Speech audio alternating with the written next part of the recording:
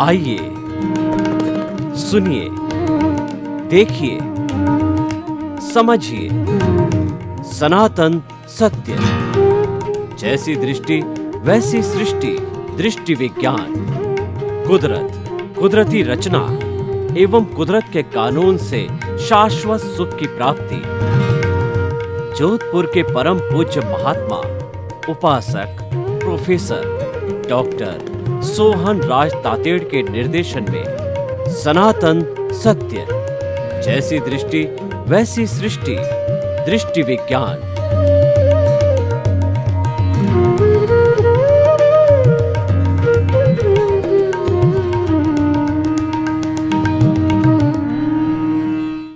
भाई और बहनों, मातृशक्ति को नमन। स्टूडियो में आपका हार्दिक स्वागत है, अभिनंदन है, सत्कार है।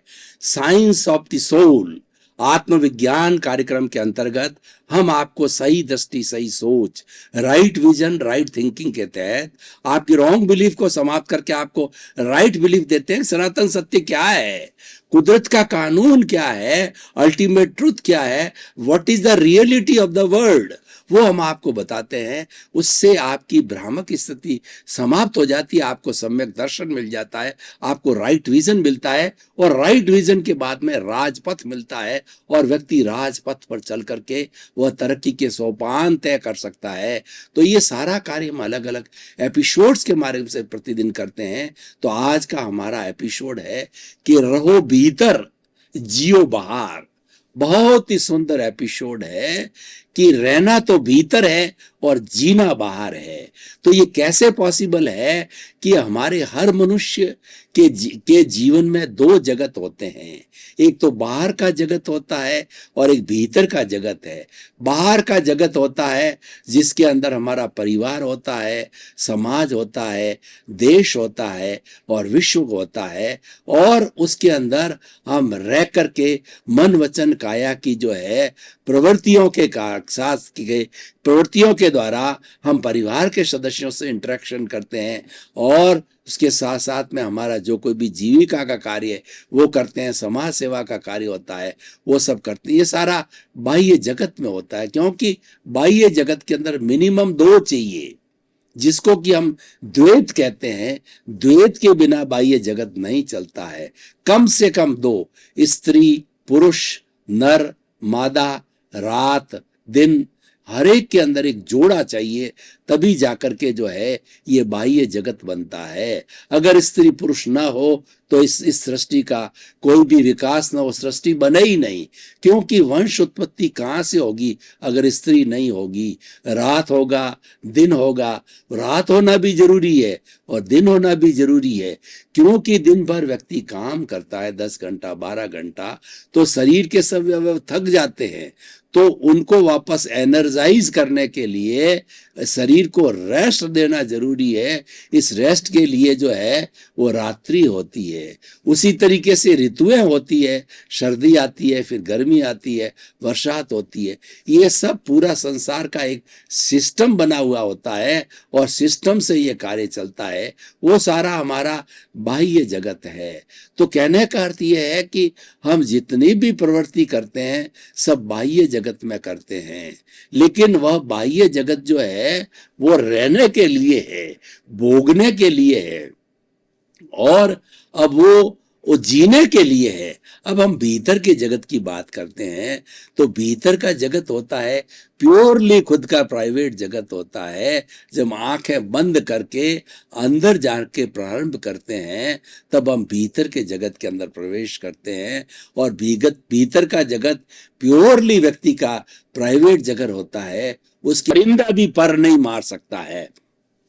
अब हम थोड़ा प्रयोग करते हैं कि भीतर जगत के अंदर कैसे जाते हैं। तो आप आंखें कोमलता से बंद, रीढ़ की हड्डी सीधी, और दोनों हाथों की जो है ज्ञान मुद्रा के अंदर रखिए। अब आप जो है अपने चित्त को दोनों भ्रुकुटियों के बीच के अंदर जहाँ टीकी लगाते हैं, वो हमारा आज्ञा चक्र है, वो हमारा दर्शन केंद्र है। उस केंद्र पर चित्त को जो अवस्थित कीजिए, और सांस के साथ के अंदर भरिए कि लाल रंग के परमाणु जो है बाहर से भीतर आ रहे हैं सांस के साथ के अंदर। और जो हमारा आज्ञा चक्र है, दर्शन केंद्र है, वह जो लाल रंग के परमाणुओं का गोला बन गया है, अनुभव कीजिए कि लाल रंग के परमाणु हैं वो आज्ञा चक्र के ऊपर एकत्रित हो गए हैं। अब आपने चित्त को यहीं अवस्थित रखिए। अब आप भीतर जाइए, भीतर जाइए, भीतर जाइए। आप देखिए, अनुभव कीजिए कि कितने गेट बने होते हैं। जैसे कोई महापुरुष या कोई बड़ा मंत्री आता है तो उसके सत्कार में जो गेट बनाए जाते हैं, तो आप देखिए कि प्रभु का सत्कार हो रहा है। प्रभु तक पहुंचने के लिए कितने गेट है। जाते रहिए, जाते रहिए, जाते रहिए, जाते रहिए, जाते रहिए। प्रभु का साम्राज्य है, प्रभु अमूर्त है, प्रभु दिखाई नहीं देते हैं। भीतर भगवान विराजमान है, वही हमें बुला रहा है और वही हमारे सारा कार्यकलाप कर रहा है। हमको दिखाई नहीं देते, लेकिन प्रतीक रूप से जो है हम तेजो पद्म शुक्ल लेशिया की हम देख रहे हैं कि सामने स्टेज के ऊपर 3 बड़ी बड़ी पट्टियां नजर आ रही है। तेजोलेशिया है वो अरुण कलर की, उगते हुए सूरज के अरुण कलर की वो है ब्राइट पट्टी नजर आ रही है। ये हमें आनंद की अनुभूति कराती है, तेजोलेशिया। और दूसरी जो पट्टी हमको दिखाई दे रही है, चमकता हुआ हल्दी का येलो कलर है, ये हमें शांति प्रदान करती है, ये पद्मलेशिया। और तीसरी चमकते हुए पट्टी जो है सफेद रंग की पट्टी है, ये शुक्ल लेशिया, पवित्रता का प्रतीक है। हम भगवान को प्रतीक रूप में ही जान रहे हैं। हमारे भीतर विराजमान प्रभु को जिसके दर्शन करने जा रहे हैं वो प्रतीक है, क्योंकि वो तो अमूर्त है, दिखाई नहीं दे रहा है, लेकिन हम भीतर घुस गए हैं और प्रभु के दर्शन कर रहे हैं। तो प्रतीक रूप के अंदर तेजो पद्म शुक्ल लेशिया को, इसको भगवान मान करके आप उनके दर्शन कीजिए, प्रणाम कीजिए, उनसे बात कीजिए, उनसे आशीर्वाद लीजिए और भगवान को जो आश्वासन दीजिए कि प्रभु तुम तो मुक्तगामी हो, लेकिन मेरे ही दोषों की वजह से जो है, कार्मण शरीर की वजह से तुम इस शरीर के अंदर जो कैदी के रूप में रह रहे हो, मैं संकल्प लेता हूँ आपको मुक्त कराऊंगा। आप मुझे आशीर्वाद दो, मैं आपको मुक्ति अक्षय सुख के अंदर भेजूंगा, आप मुझे आशीर्वाद दो। इस तरह से प्रभु से हमने बातें की और प्रभु का हमको आशीर्वाद प्राप्त किया है। अब हम पुनः जो है वो भीतर से बाहर की ओर आ रहे हैं, तो उन्हीं रास्ते से बाहर की ओर लौटिए, उसी दर्शन के अंदर से बाहर की ओर आइए। आप देखिए कि शरीर भारी हो गया है, श्वास भारी हो गया है। अब प्रभु ने आपको आशीर्वाद दिया, वो प्रभु का आशीर्वाद है। वो सारी एनर्जी हाथ की हथेलियों पर आ गई है, उसको 3 बार जो है आपने मस्तिष्क पे लाइए कि आपके भीतर जो प्रभु विराजमान है, आपका स्वयं का प्रभु है, वो आपको आशीर्वाद दिया। तो देखिए, ये भीतर रहने की बात है। भीतर रहने का मतलब आपका प्रभु कैसा है, और उसके प्रभु के गुणों को याद कीजिए कि ये हम प्रभु को याद क्यों कर रहे हैं। देखिए कि मनुष्य जो बाहर के जगत के अंदर जो है, कभी उसको सुख की अनुभूति होती है, कभी दुख की अनुभूति होती है, और बाहर के जगत में जीता है। जैसे लाख रुपया किसी को मिल गया तो उसको सुख हो गया और व्यक्ति फूल गया, उसके बाद में दूसरे तीसरे दिन जो है उसको 2 लाख का घाटा लग गया, तो डिप्रेशन के अंदर चला गया, वो दुखी हो गया। तो हम इस सुख दुख के तराजू के अंदर नहीं जीना चाहते हैं, हम तो अक्षय सुख चाहते हैं। कौन सा सुख चाहते हैं कि हमको कभी दुख आए ही नहीं। वो दुख हमारे प्रभु का गुण है, वो अक्षय सुख का जो है शाश्वत आनंद का गुण है, वो मुक्ति की अवस्था है। मुक्ति की अवस्था के लिए हमारा जो कार्मण शरीर है वही ये शरीर बनाता है, वही सुख देता है, वही दुख देता है, और वही जन्म जन्मांतर के अंदर भटकाता है। तो उसको क्षय करना है, उसको मिटाना है, उसको धुलना है, उसको डिटर्जेंट पाउडर लगा करके प्योर करना। उस जड़ जो है कार्बन शरीर जन्म जन्मांतर का, जब वो एकदम शून्य हो जाता है, तब हम प्योर रूप में भगवान बन जाते हैं, अक्षय सुख की अवस्था में चले जाते हैं। फिर कभी दुख होता ही नहीं, क्योंकि प्रभु के तो शरीर ही नहीं है, वह अशरीरी है, तो दुख होने का प्रश्न ही नहीं है। तो इस तरीके से भाइयों, और हम जो है बाहर और भीतर के जगत को दोनों का विश्लेषण करें। जो बाहर का जगत है हम लेकर के आए, और जो भीतर का जगत है वो हमारा पुरुषार्थ है। बाहर का जगत हमारा उदय भाव है, वो प्रारब्ध है, वो हमको बाहर रहने के लिए मजबूर करेगा। आप उसमें स्वतंत्र नहीं हो। देखिए कि वर्षा ऋतु होती है और एक किसान अपने खेत के अंदर जो है वो अनाज बोना चाहता है, तो किसान जो है निर्णय नहीं होता है, बारिश की सीजन है, खरीफ की फसल है, तो अनिर्णित अवस्था के अंदर 2 पोटली वो लेकर के जाता है।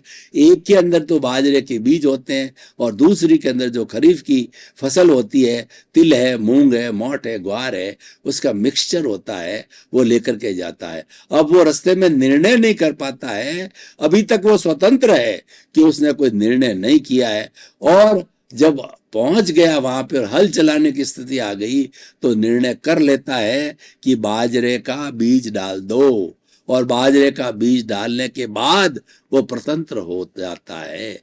अभी अभी तक वो स्वतंत्रता था क्योंकि उसने बीज बोया नहीं था, उसने कॉज नहीं डाले थे, उसने वपन नहीं किया था, और वपन करने के बाद के अंदर वो स्वतंत्र हो जाता है। तो ठीक हमारा यही हाल है कि पूर्व जन्म के अंदर हम कॉज डाल के आए हैं, बीज डाल के आए हैं, तो इस जन्म में तो हमको परिणाम मिलेगा, इस जन्म में हमको रिजल्ट मिलेगा। उसका नाम प्रारब्ध है, उसका नाम उदय है, दोनों एक ही है। वो हमारा रिजल्ट है, वो हमारा पुरुषार्थ नहीं है, और वो रिजल्ट को हमें एज इट इज भोगना पड़ेगा।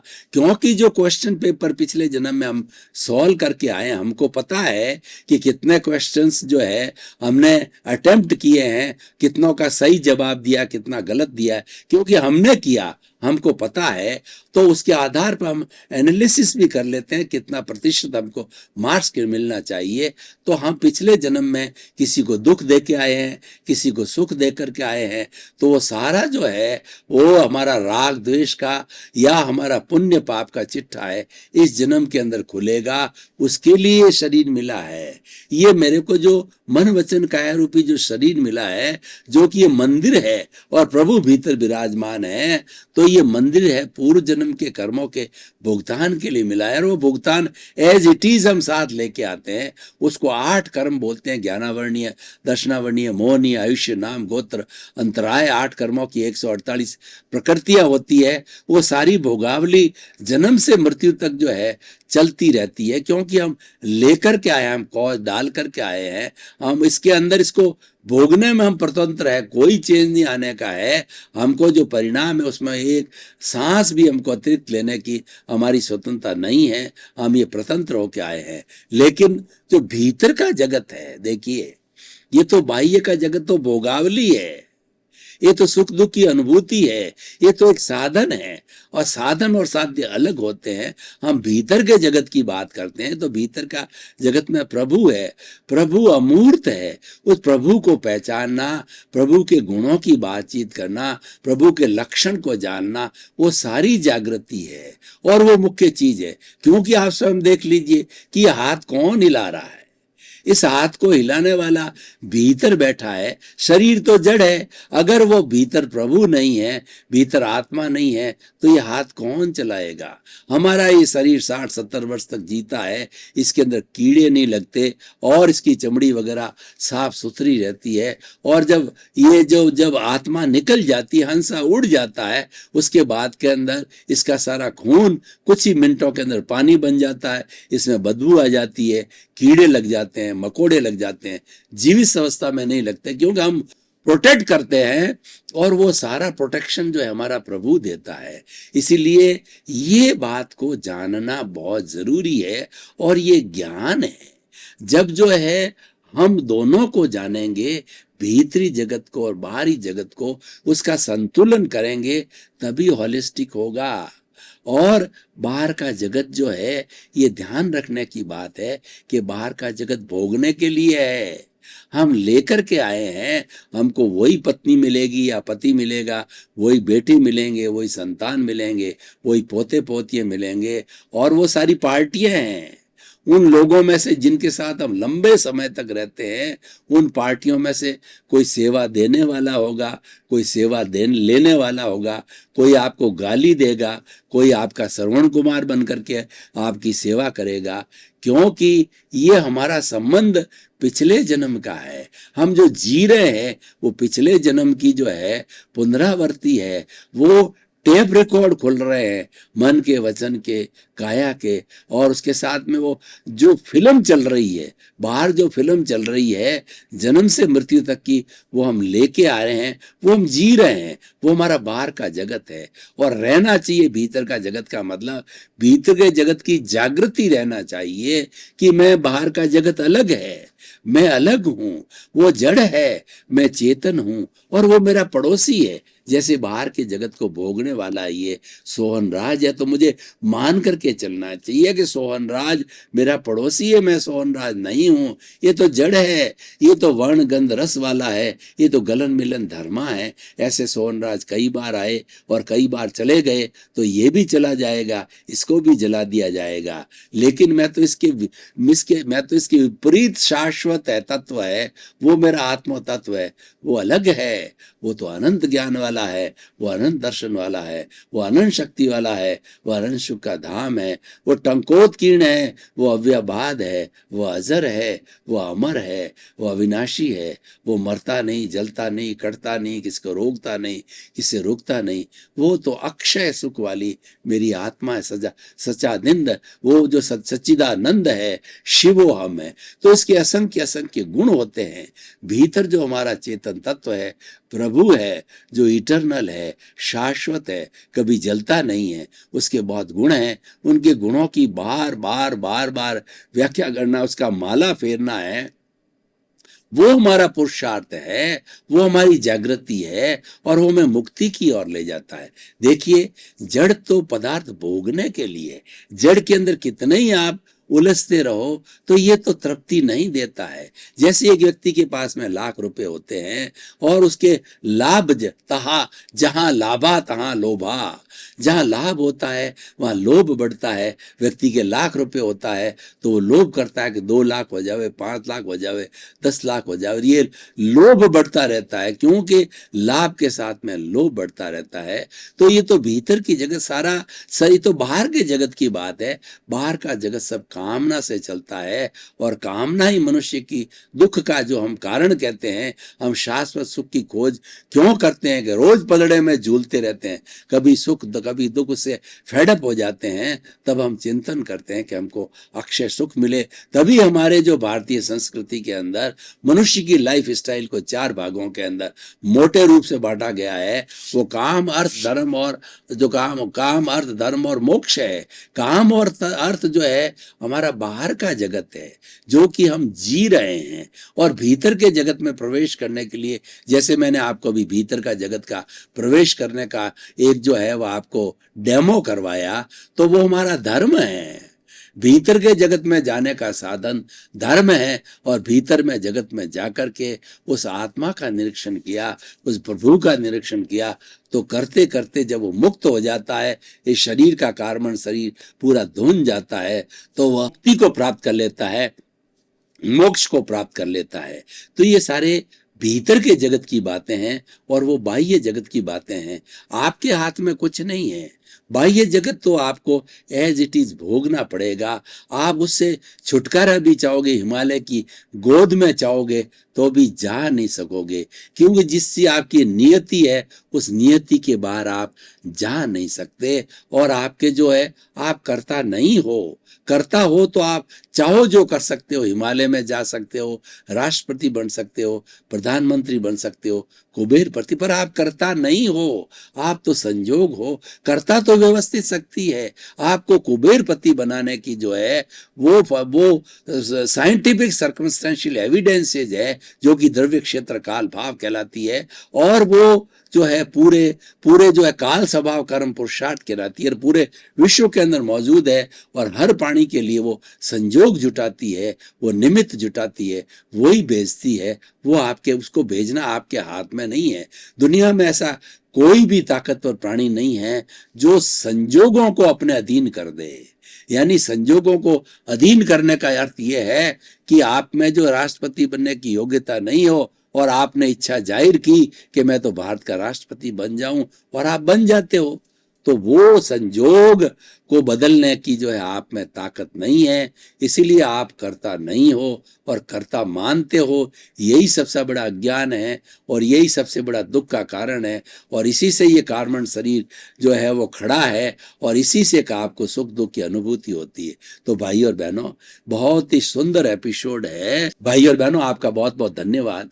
आप आत्मविज्ञान कार्यक्रम बराबर देख रहे हो, हमको फीडबैक मिला हुआ। हमारे पीछे जो स्क्रीन लगा हुआ, उस स्क्रीन के ऊपर हमारा ईमेल, हमारी वेबसाइट और हमारा मोबाइल ऐप दिया हुआ है। उसके माध्यम से आपकी जिज्ञासा हमारे तक बराबर आ रही है और हम भी समाधान आपको जो है वापस भेज रहे हो। इस तरीके से हमारा ये तारतम्य और तादात्म्य बनना चाहिए, ताकि श्रोता और वक्ता का तारतम्य तादात्म्य होता है तो कुछ लाभ मिलता है। तो आपके प्रति मंगल भावना, शुभकामना कि आपका खूब खूब विकास हो।